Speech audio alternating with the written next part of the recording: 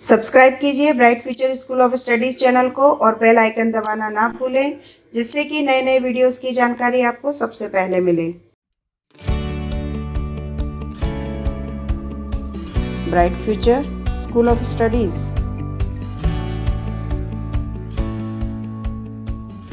Hello dear students, welcome to Bright Future School of Studies online classes.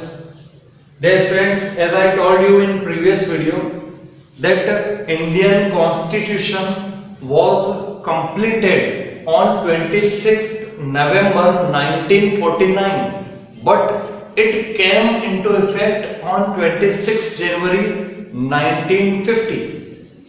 And I told you that what is reason behind this, you have to find it out. Clear? I hope you tried. So let me tell you actually what happened. In 1929, a convention of Indian National Congress was held in Lahore. Clear?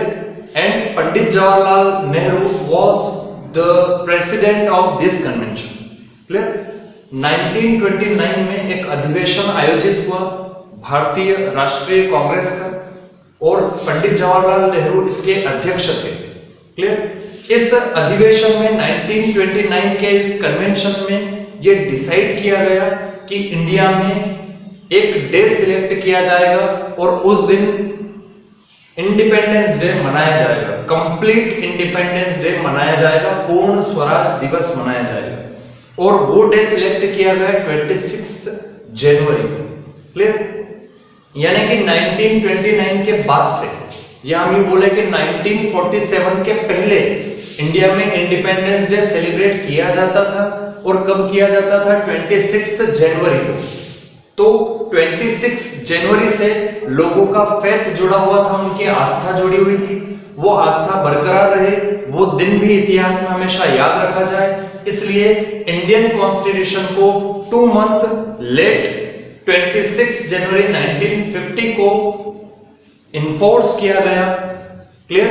इसी वजह से ताकि 26 जनवरी की जो importance है वो बनी रहे, और इसलिए किया गया क्योंकि 15 अगस्त 1947 से पहले 26 जनवरी को independence day, complete independence day celebrate किया जाता था all over in India. Clear? इसी वजह से 26 जनवरी 1950 को इंडियन कॉन्स्टिट्यूशन को क्या किया गया? इन्फोर्स किया गया। Is that clear? I think it is clear now. Okay, let's continue our topic constitution. Clear?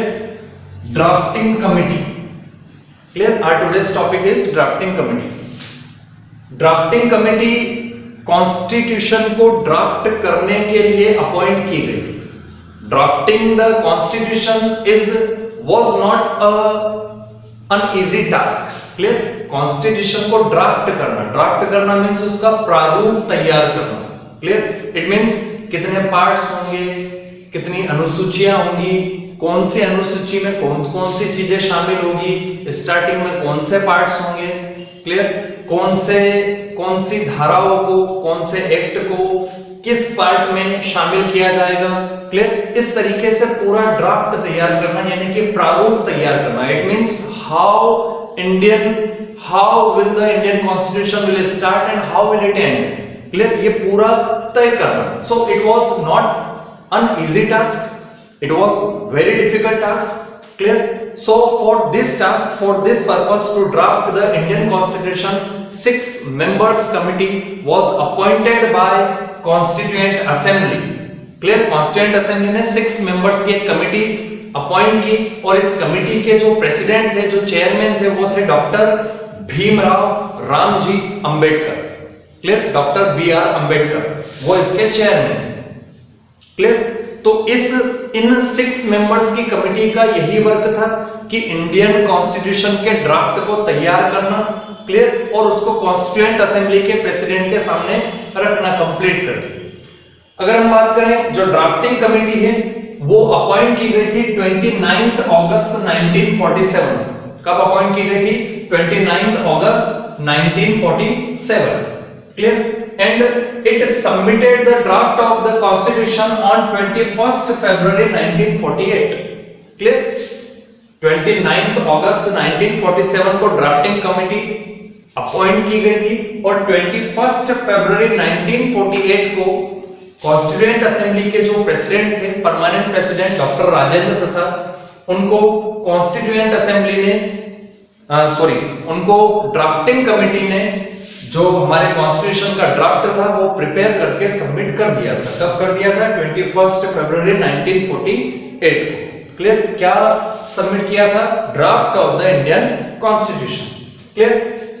Now let's talk about the contribution of doctor Bhimrao Ambedkar. As I told you, his full name was doctor Bhimrao Ramji Ambedkar and popularly known as Baba Saheb. Clear? Doctor Bhimrao Ambedkar को popularly लोग प्यार से क्या बुलाते थे? Baba Saheb. Clear? Doctor Bhimrao Ambedkar was a scholar, clear, a great lawyer and a great social reformer. वो एक विद्वान थे, क्लियर, नॉलेजेबल व्यक्ति थे। उसके अलावा वो एक बहुत बड़े लॉयर थे और उसके साथ ही वो एक सोशल रिफॉर्मर थे। अनटचेबिलिटी को एबॉलिश करने में, अनटचेबिलिटी को जड़ से खत्म करने के लिए उन्होंने काफी प्रयास किए और उनके प्रयास फाइनली इंडियन कॉन्स्टिट्यूशन में दिखाई देते हैं। डॉक्टर भीमराव अंबेडकर ने काफी इंपॉर्टेंट रोल प्ले किया इंडियन कॉन्स्टिट्यूशन को प्रिपेयर करने में, इंडियन कॉन्स्टिट्यूशन के ड्राफ्ट को प्रिपेयर करने में। क्लियर? सबसे इंपॉर्टेंट रोल प्ले किया डॉक्टर भीमराव अंबेडकर ने। Doctor Bhimrao Ambedkar constituent as a member of constituent assembly Kolkata से, it means Paschim Bangal, West Bengal से उनको इलेक्ट किया गया था। वेस्ट बंगाल जो प्रोविंस था इंडिया का, बंगाल एक प्रोविंस था, एक स्टेट था, और उस प्रोविंस की प्रोविंशियल असेंबली से डॉक्टर भीमराव अंबेडकर इलेक्ट होके कहां आए थे? कॉन्स्टिट्यूएंट असेंबली में। और कॉन्स्टिट्यूएंट असेंबली में से उनको बहुत बड़ा टास्क दिया गया था, बहुत बड़ी रिस्पांसिबिलिटी दी थी, क्योंकि उनको क्या बनाया गया था? ड्राफ्टिंग कमेटी का चेयरमैन बनाया गया। क्लियर? और उन्होंने इतना जो कंट्रीब्यूट किया है इंडियन कॉन्स्टिट्यूशन में, इसीलिए डॉक्टर भीमराव अंबेडकर को क्या बोला जाता है? Father of the Indian constitution. क्या बोला जाता है डॉक्टर भीमराव अंबेडकर को?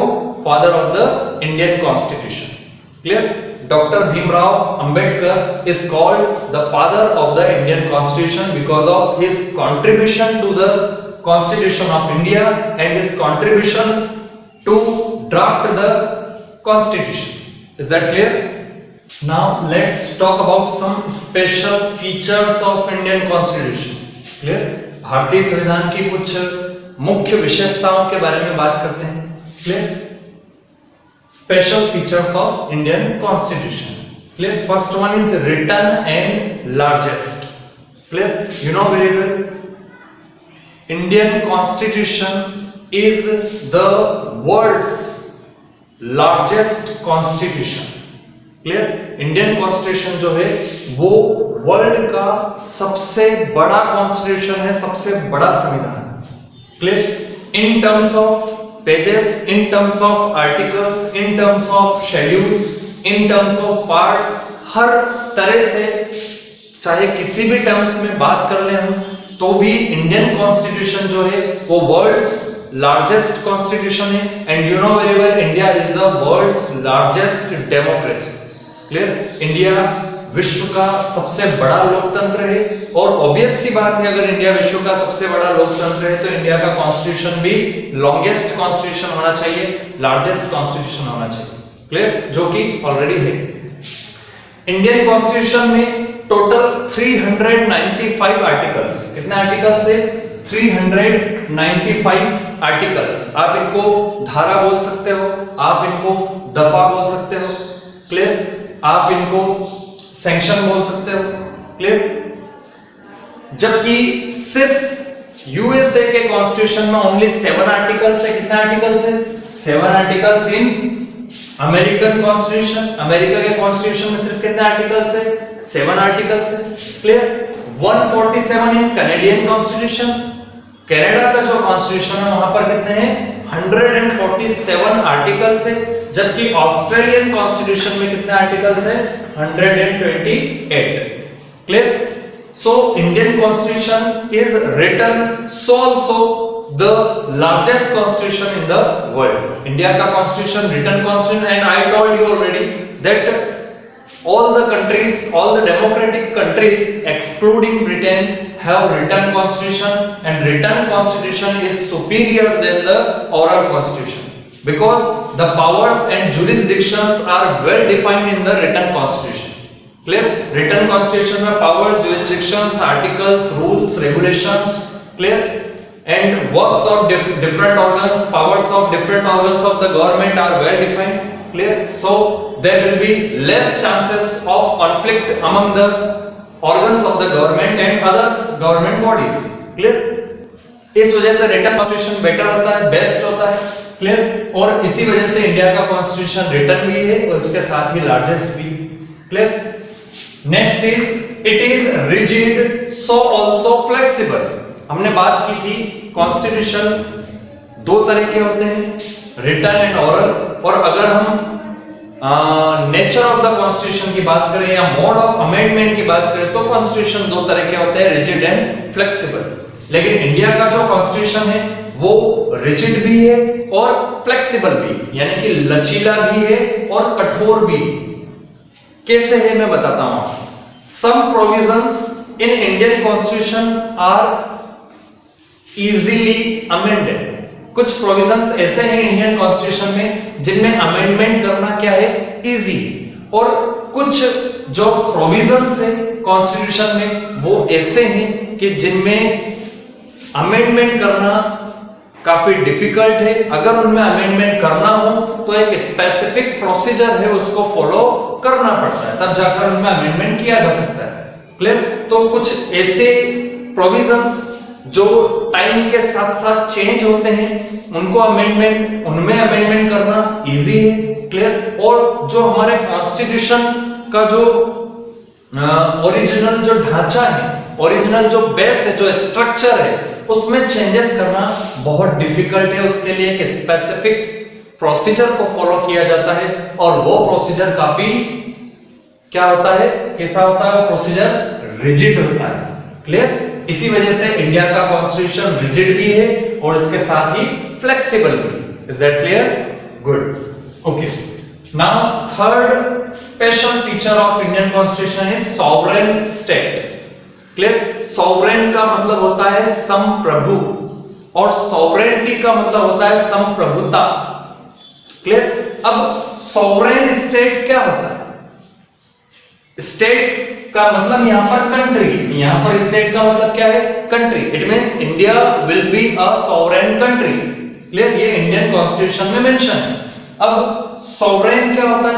सॉवरेन का हिंदी मीनिंग संप्रभु होता है. सॉवरेन कंट्री वो कंट्री होती है जिस कंट्री के जो इंटरनेशनल डिसीजंस है, क्लियर, वो किसी अदर कंट्री से प्रभावित नहीं होते हैं, अदर कंट्री के इफेक्ट के अकॉर्डिंग नहीं होते हैं.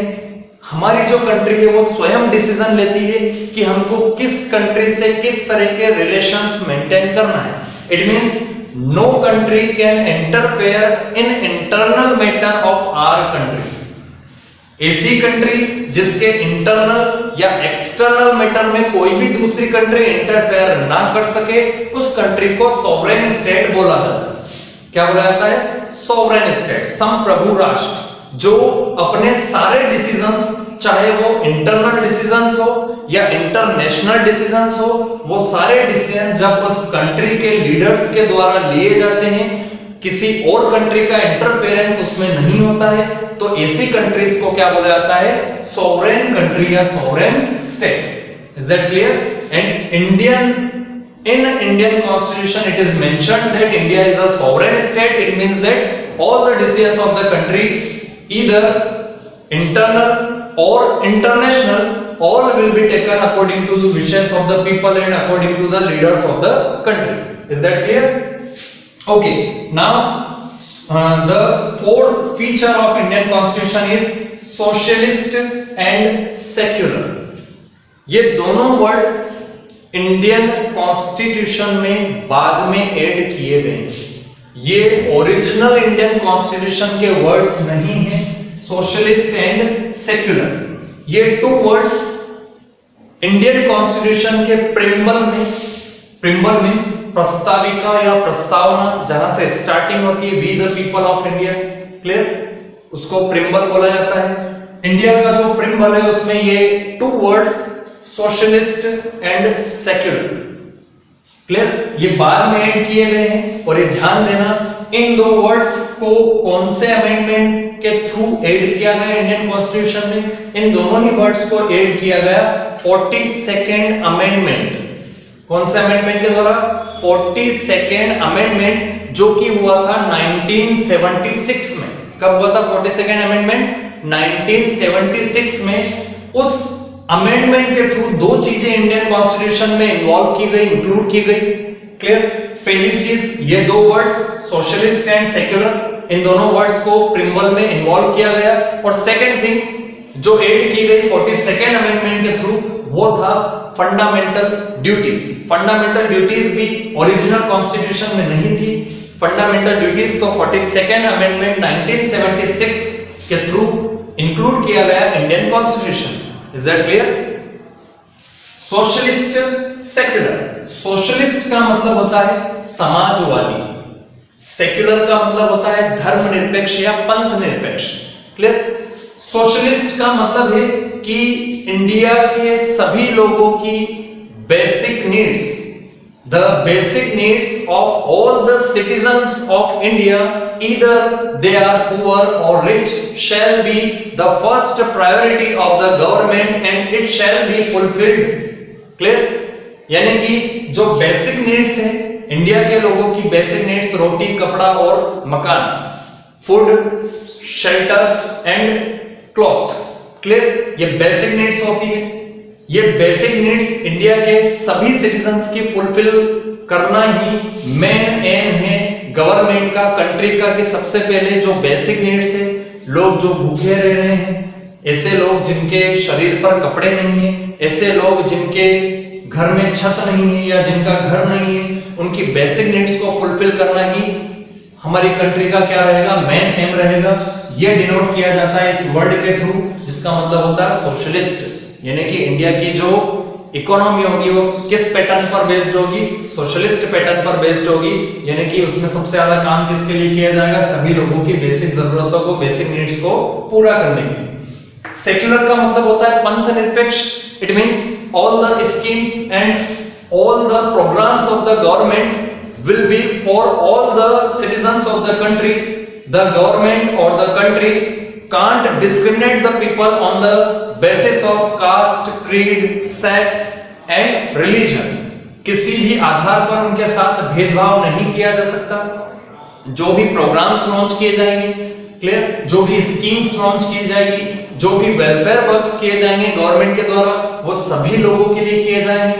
गवर्नमेंट कोई भी जॉब्स, क्लियर, गवर्नमेंट कोई भी जॉब्स सिर्फ रिलीजन के अकॉर्डिंग या कास्ट के अकॉर्डिंग नहीं दे सकती, क्लियर। किसी तरह का कोई भी डिस्क्रिमिनेशन किसी व्यक्ति के साथ नहीं किया जा सकता है on the basis of religion and caste. So it is denoted by the word secular.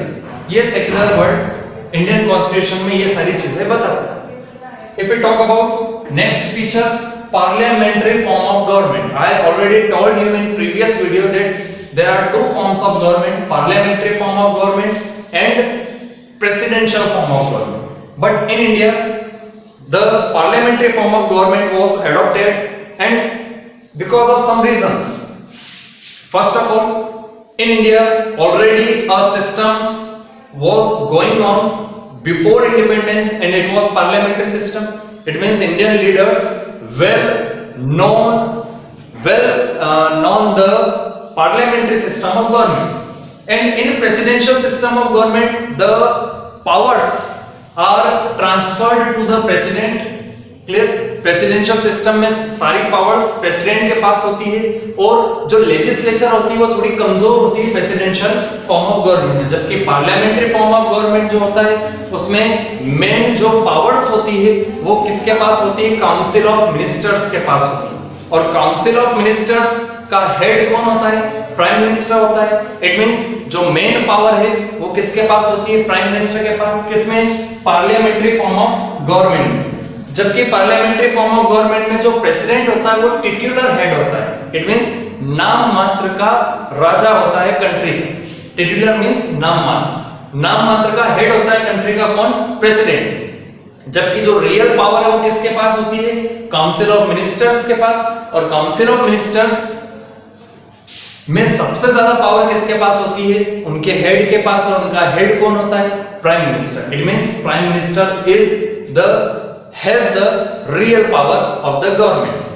In which form? Parliamentary form of government. That is why this form of government was adopted in India. And now federal form of government. Federal form of government. I told you that there are two form of government: federal form of government and unitary government. Clear?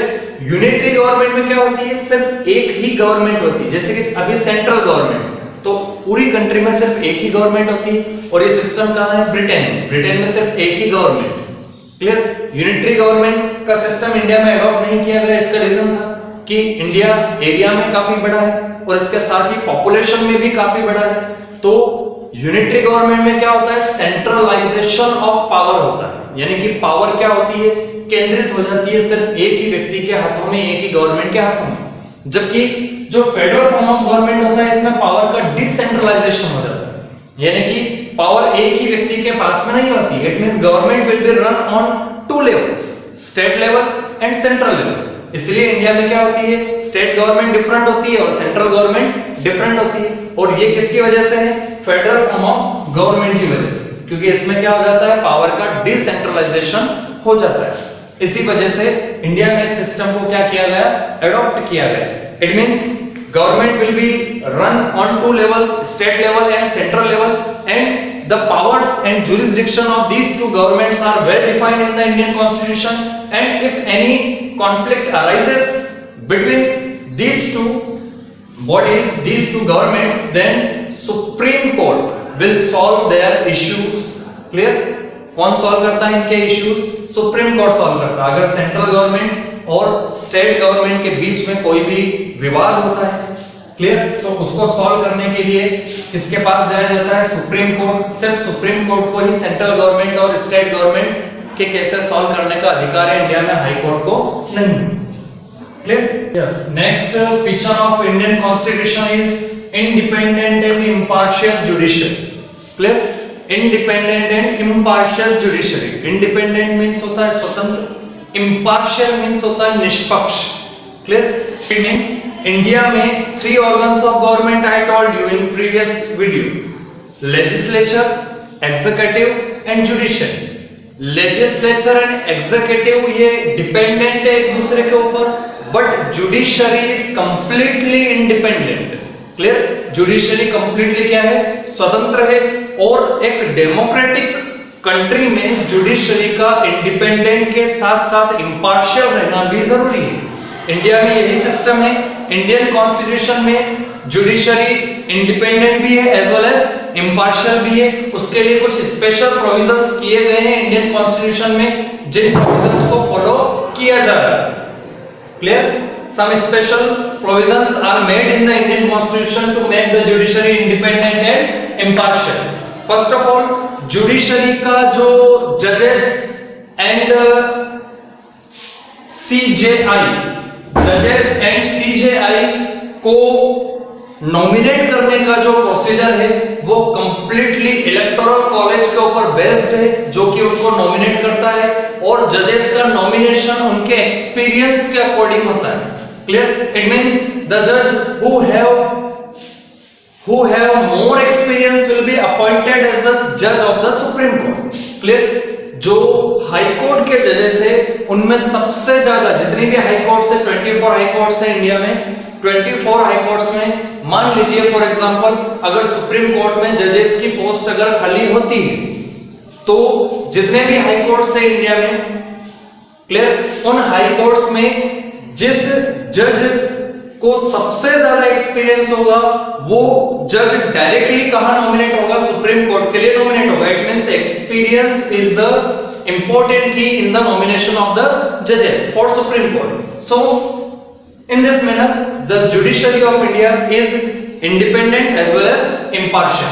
Clear? Impartial means if any dispute arises in a state between state government and central government, then judiciary will listen that matter impartial, निष्पक्षता के साथ, क्योंकि किसी के ऊपर dependent नहीं है, independent है कंप्लीटली, गवर्नमेंट ऑर्डर्स नहीं दे सकती जुडिशरी को, जुडिशरी के ऑर्डर्स गवर्नमेंट को जरूर फॉलो करना होते हैं. Clear? The next one is fundamental rights and duties. Clear? It is a very important feature of Indian constitution. Clear? For all round development of the citizens of the country, fundamental rights are necessary, and in previous video I told you that fundamental rights are taken from the constitution of USA, United States of America. Clear?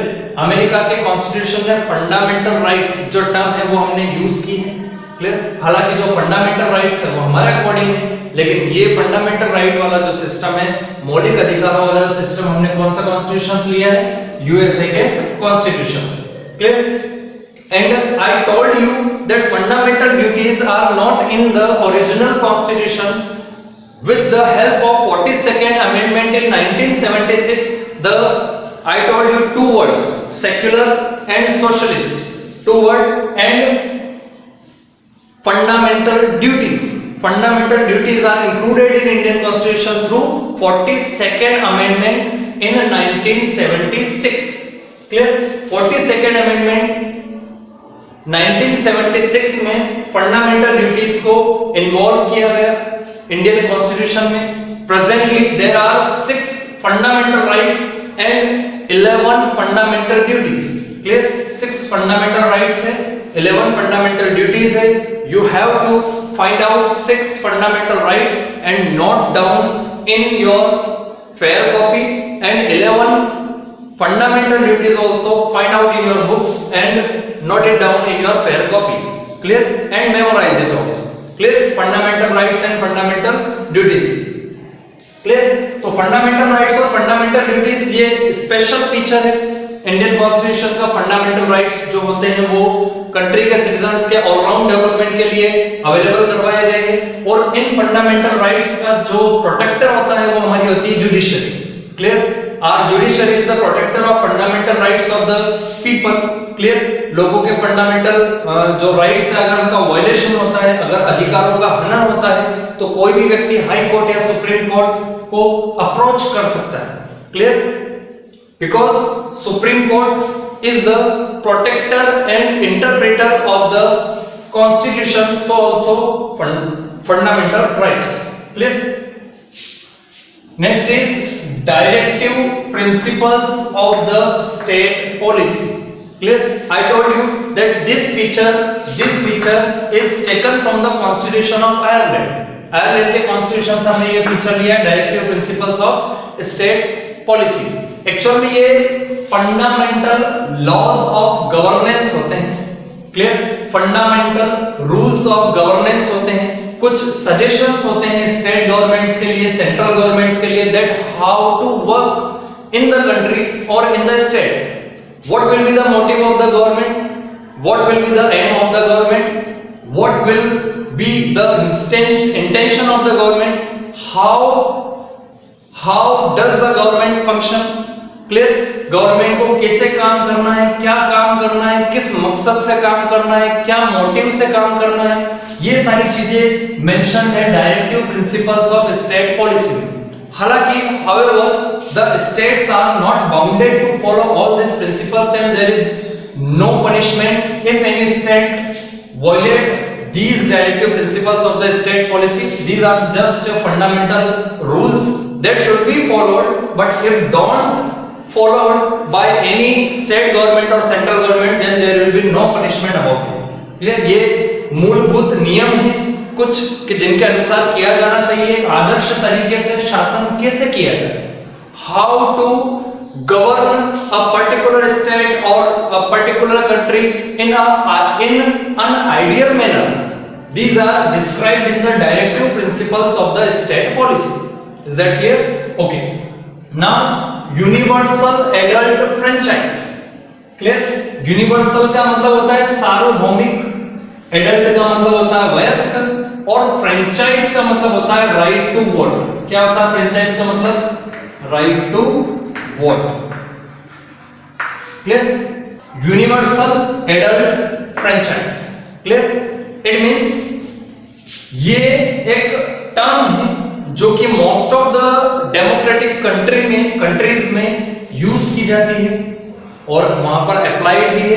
इसका मतलब ये होता है कि without discrimination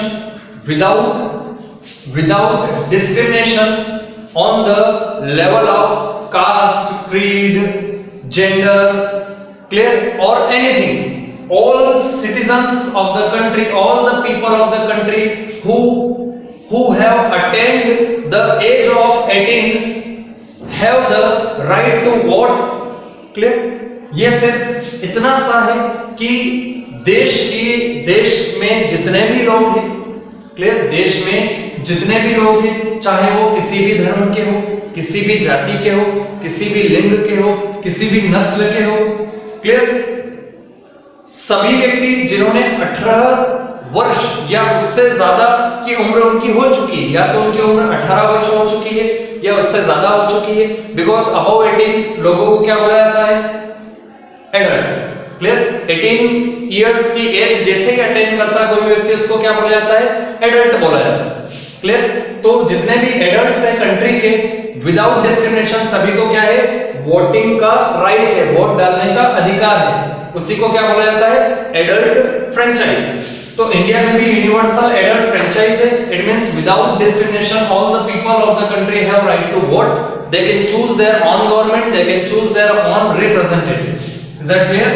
and the last feature of Indian constitution is single citizenship. Single citizenship, this feature is taken from the constitution of UK, Britain, England, कुछ भी बोल दो, यूनाइटेड किंगडम, ब्रिटेन, इंग्लैंड, तीनों एक ही। क्लियर। तो यूके यानी कि Britain के कॉन्स्टिट्यूशन से सिंगल सिटीजनशिप ये फीचर हमने वहां से एडॉप्ट किया। इसका मतलब ये है कि देश के व्यक्ति को सिर्फ एक सिंगल नागरिकता मिलेगी। क्लियर। एक नागरिकता मिलेगी, यानी कि एक ही नागरिकता मिलेगी। ऐसा जरूरी नहीं है कि व्यक्ति उस स्टेट में नहीं जा सकता, इस स्टेट में नहीं जा सकता। देखो यूएसए में क्या सिस्टम है? यूएसए में एक सिटीजनशिप तो होती है कंट्री की और दूसरी सिटीजनशिप होती है स्टेट की। यूएसए में टोटल 50 स्टेट्स है, तो वहां पे कंट्री की सिटीजनशिप डिफरेंट होती है, स्टेट की सिटीजनशिप डिफरेंट होती है, यानी कि वहां डबल सिटीजनशिप, आपको कंट्री के साथ साथ स्टेट की सिटीजनशिप भी लेना जरूरी है। जबकि इंडिया में ऐसा नहीं है। इंडिया में सिर्फ आपको कंट्री की सिटीजनशिप मिलेगी, आपकी जहां मर्जी हो, जिस स्टेट में रहना हो वहां रहिए, जहां आपको जमीन खरीदनी है वहां खरीदिए, जहां जिस स्टेट में मकान बनाना वहां बनाइए, आप जिस स्टेट में रहने जाओगे आप वहां के वोटर बन जाओगे, आपको वहां का सारा सिस्टम मिल जाएगा। Clear. It means all the citizens of the country, clear, all the citizens of the country, clear, can reside in any part of the country, can buy the piece of land there, can start any business there, no one can interfere in their personal wishes. Clear? यानी कि उनकी इच्छाओं में कोई भी दखल अंदाजी नहीं कर सकता। भारत का नागरिक उसकी जहां मर्जी हो, जिस राज्य में जाना हो, आप चाहो सिक्किम, अरुणाचल प्रदेश, जम्मू कश्मीर, जहां जाओ वहां जाकर रह सकते हो, वहां जमीन खरीद सकते हो। क्लियर। और ये फीचर्स इंडियन कॉन्स्टिट्यूशन में मेंशन है, जो कि क्या है? Single citizenship. इसीलिए इस फीचर को क्या किया गया है? इन्वॉल्व किया गया। These are the only main features of Indian Constitution. ये सिर्फ कुछ मेन फीचर्स है इंडियन कॉन्स्टिट्यूशन के, इसके अलावा भी ढेर सारे फीचर्स हैं इंडियन कॉन्स्टिट्यूशन में।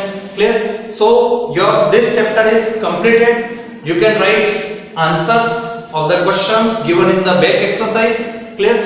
इसके अलावा जो भी fill in the blanks, clear, match the column, whatever is given in the back exercise you have to complete it. So that's it for today. For more videos, keep watching our YouTube channel. Thank you very much for listening to me.